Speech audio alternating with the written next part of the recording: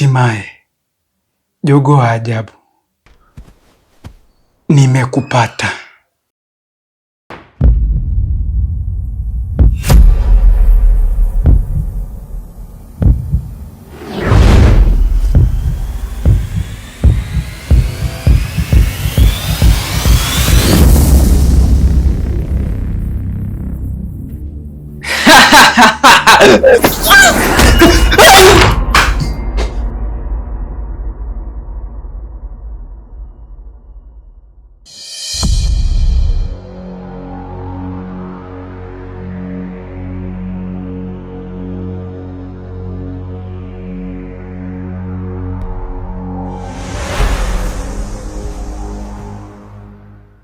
Dogo kajichanganya.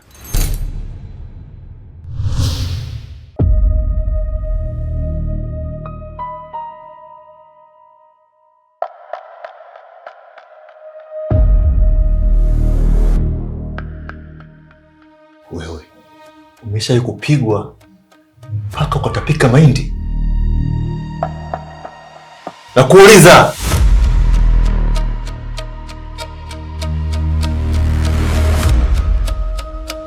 Umeshawahi kupigwa mpaka ukatapika ngano?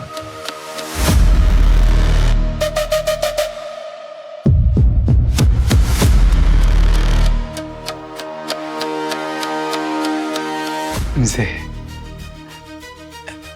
mi sielewi, unajua. Afu kwanza umenistua.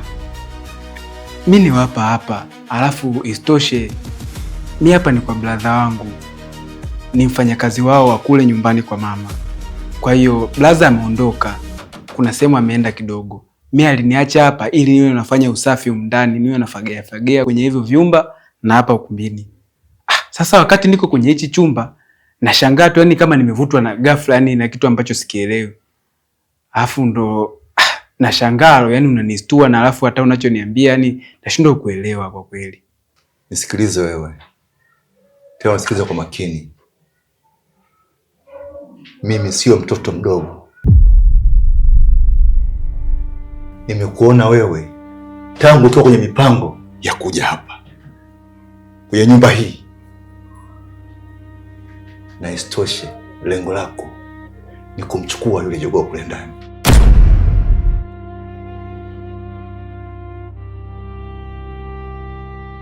Sasa umefeli.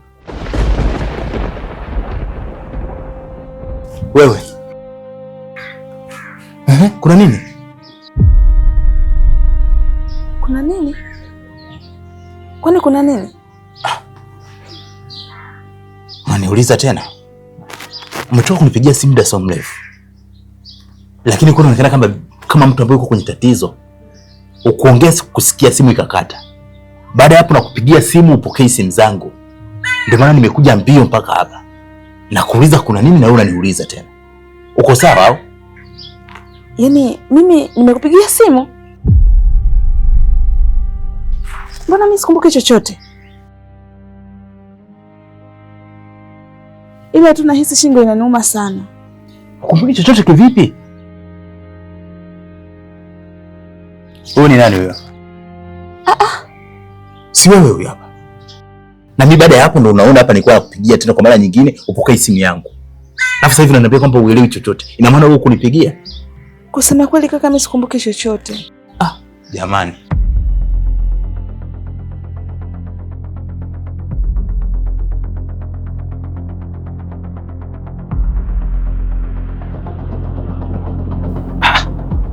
Mzee, unasema nini? Mimi mbona sikuelewi? Nisikilize wewe. Usijizime data. Wewe ni mchawi.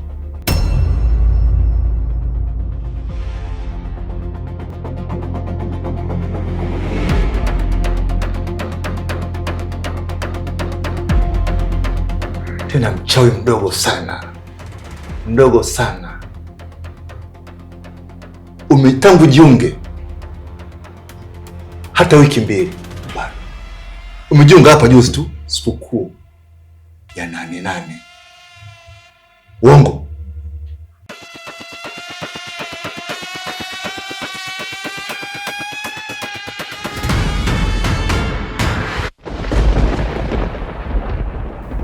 Hivyo basi ukome kabisa kumfuatilia huyo jogoo kabla sija kubabua au sija kuchapa makofi. Sababu nikiangalia wewe kijana mdogo sana na uchawi wenyewe ni juzi tu. Siwezi kupambana nawe kwa uchawi. Nitakuwa nakuonea. Wewe dawa yako ni makofi tu. Potea kabla sijakubabua.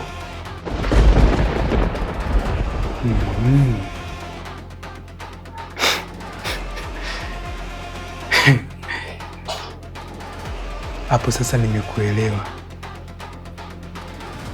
Kumbe nawe ni familia eh? Nisikilize familia. Kama umekuja hapa kwa lengo la kumchukua huyo jogoo, kiufupi umefeli. Namba uliopiga haipatikani. Inamaanisha kwamba hauwezi kuondoka na huyo jogoo.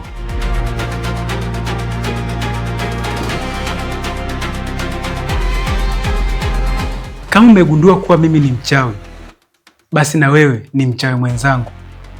Na wenda kilichonileta mimi hapa ndicho kilichokuleta wewe hapa.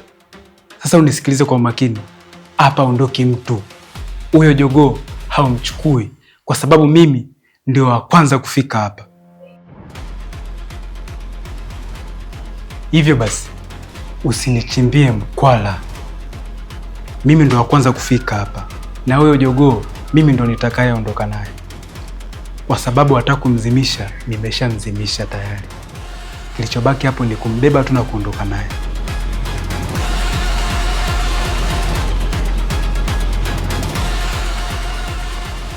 Mimi ni mchawi mdogo ila nina akili nyingi.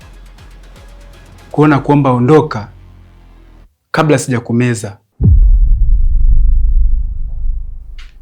Ondoka.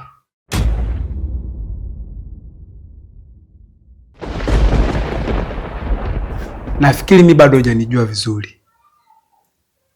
Naitwa Mchawi Mataka, mzee wa Waisiri za Kivule Sokoni, mchawi mdogo mwenye akili nyingi.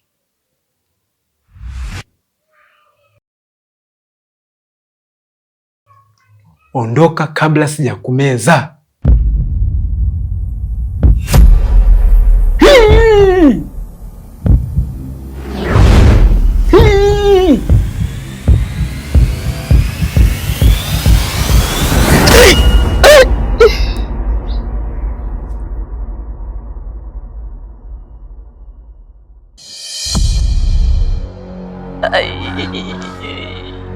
Mama.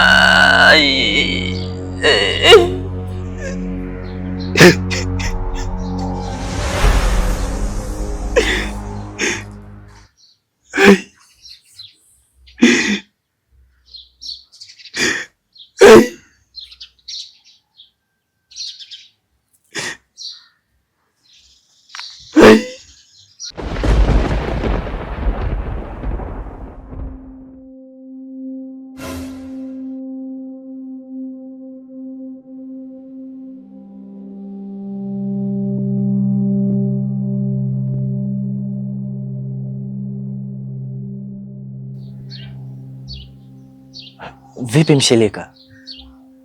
Kuna shida? Maana mbona kama sio kwema kabisa. Naona kama unalia.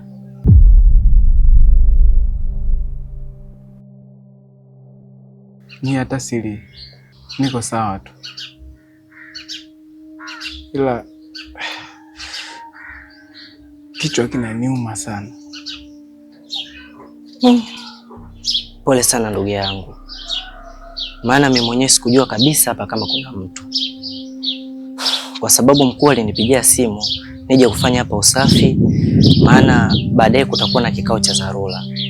Ndio nilikuwa napita hapa karibu ili niende kuchukua nyumbani ufagio nije kufanya usafi. Nikawa nasikia kelele ya mtu analia. Kwa hiyo nikaamua nije hapa kuangalia kuna nini tena. Ndio nimekukuta hapa ndugu yangu umekaa unaniambia unaumwa kichwa. Ila pole sana kaka. Nilikuwa naomba ungeegemea tu pale ukutani, kichwa chako kitakaa sawa. Mimi ngoja nikafuate nyumbani ufagio, nije kufanya hapa usafi. Sawa, ila kichwa kinaniuma sana. Ndio ukubwa huo. Kaza ndugu yangu.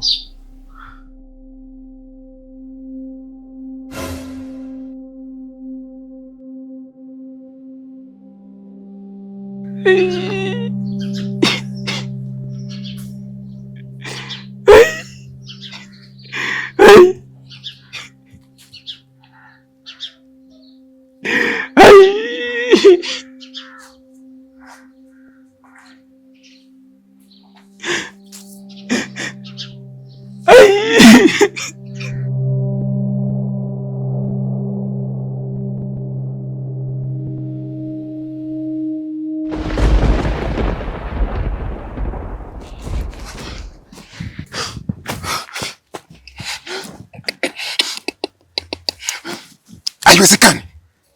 Haiwezekani. Sisi tumekosea nini? Tumekosea nini? Angalia.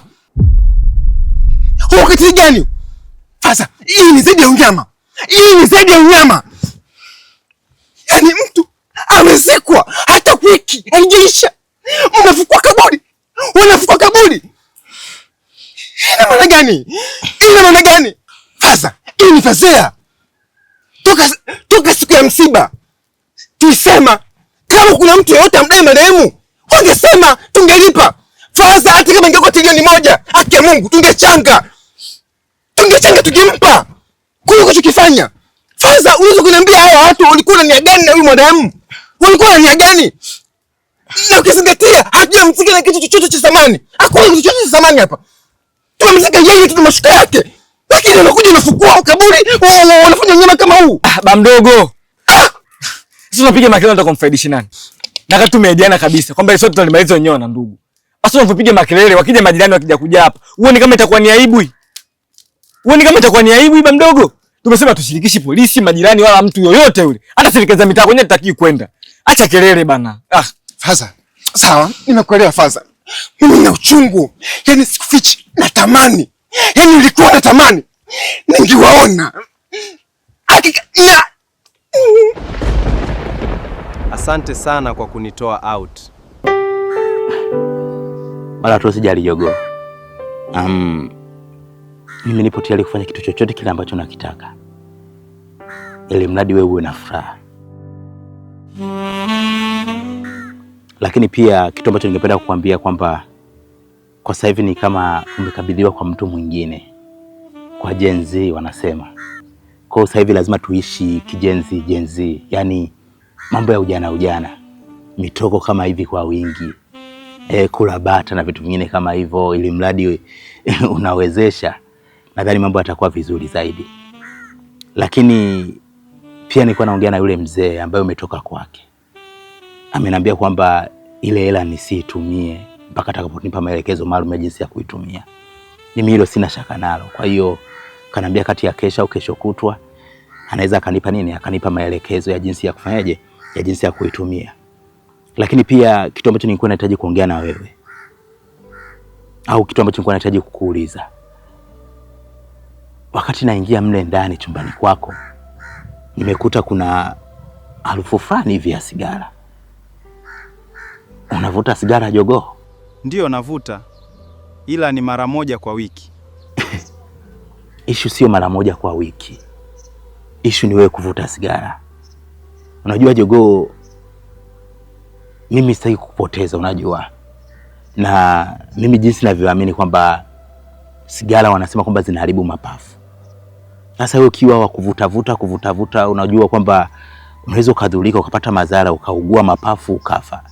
Sasa ukifa unafikiri mimi nitaishije? Kwa mimi kitu ambacho nilikuwa nataka kukuomba bwana, au mambo ya sigara achana nayo. Achana nayo.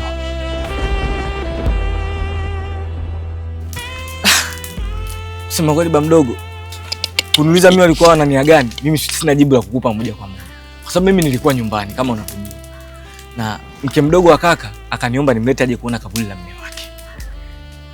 Tukatoka kule nyumbani, tukafika mpaka hapa. lakini niko maeneo ya pale nikaona huku moshi yani umetanda angani, nikawa sijajua nini kinachoendelea. Lakini nafika hapa karibu nakuta vijana wawili, mmoja alikuwa yupo ndani ya kaburi na mmoja yupo nje. Walikuwa wameshautoa kabisa mwili wa marehemu kaka, wanataka waondoke nao. Baada ya mimi kuwafokea hapa, wakakimbia. Nikajitahidi kuwakimbiza mpaka kule bondeni kabisa, lakini sikubahatika kuona nyuso zao, ila walikuwa ni vijana wawili. Na tunapofika kule mbele wakapotea kabisa. Yaani sikujua walipitia njia gani na wao walipotea vipi. Sasa ikabidi nitoke kule mkuku kuja kumwai mke mdogo kwa marehemu kaka. Lakini ninapofika hapa namkuta naye amezimia. Na ikabidi nichukue simu haraka nikupigie wewe. Na ule muda ambao nakupigia simu nilikuwa sielewi kabisa kinachoendelea kwa upande wake. Kwa sababu nilikuwa kila nikijaribu kumwamsha alikuwa hamki. Lakini nashukuru Mungu ulipofika tu hapa na yeye ndo anazinduka. Nafikiri ninachokiona sasa hivi baba mdogo, haina haja tena kuzuzana. Cha msingi wewe mpigie tu simu ile shehe aje na vijana hata 4 tuweze kumstiri tena marehemu kaka. Kwa sababu hatuwezi tukakaa sisi tunazozana hapa afu mwili upo nje ya kaburi kama hivi. Inakuwa ileti picha nzuri. Na hata mke wake hapa naona atazidi kujisikia vibaya sana. Kwa mpigie tu simu ile shehe aje na wao vijana.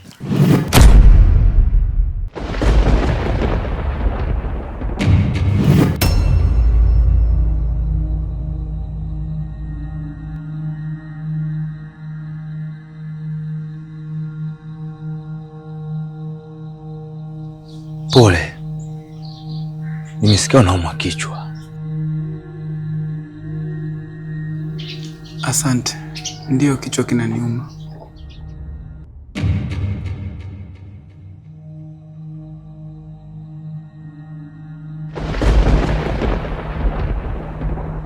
Sawa. Haina shida Faza. Faza, nimekusikia, nimekuelewa.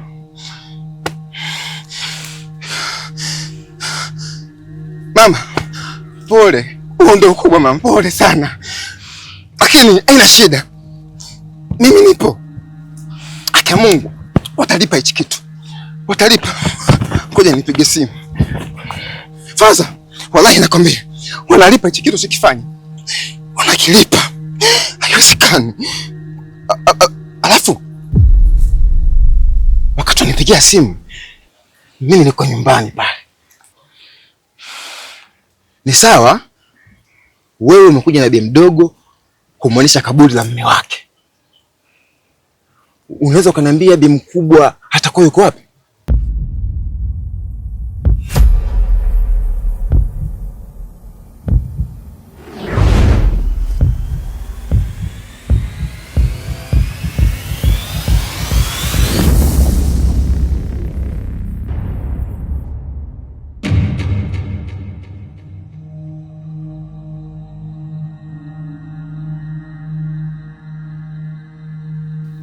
Ndugu zangu, kama mlivyoona, ilibaki kidogo tu tuweze kuipata maiti ya marehemu mume wangu ili niweze kulala nayo, ilipe nguvu ya kutambua na kuona jogoo wa ajabu yuko wapi.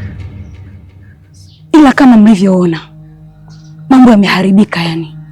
Kwa hiyo sasa hakuna haja ya kulaumiana wala kunyoshana kidole. Inabidi tutulie, tujue tunafanya nini kwa sasa. Na ndio maana nimewaita hapa ili tuweze kujadiliana kuhusu hili swala. Na kama mnavyojua, mkuu wetu hayupo kwa sasa. Nimejaribu kumtafuta wewe lakini sikumpata. Na tayari nimeshamwahidi kwamba akisharudi kutoka safari yake atamkuta jogoo wa ajabu hapa. Lakini sasa ndivyo mambo yameshaharibika. Yaani mimi nimechanganyikiwa, haki ya Mungu. Sielewi nifanya nini mimi. Yaani sijui hiyo maiti tunaipatia wapi tena. Sielewi jamani. Tunafanya nini sasa?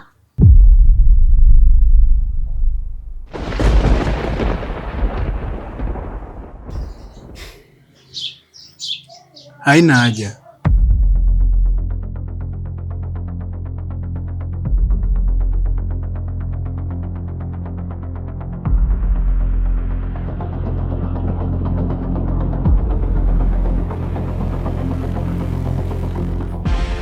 Tuna uwezo wa kumpata jogoo wa ajabu bila hata kutumia maiti ya marehemu mume wako, kwa sababu najua alipo.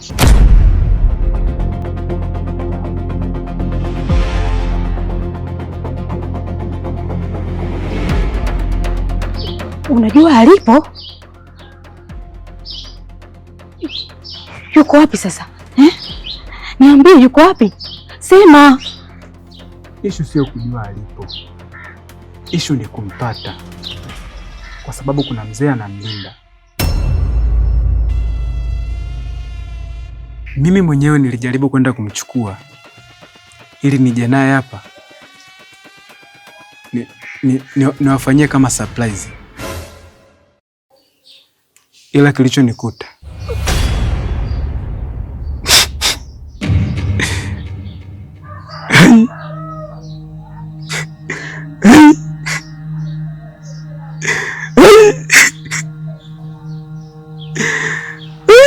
nisikilizeni nyinyi,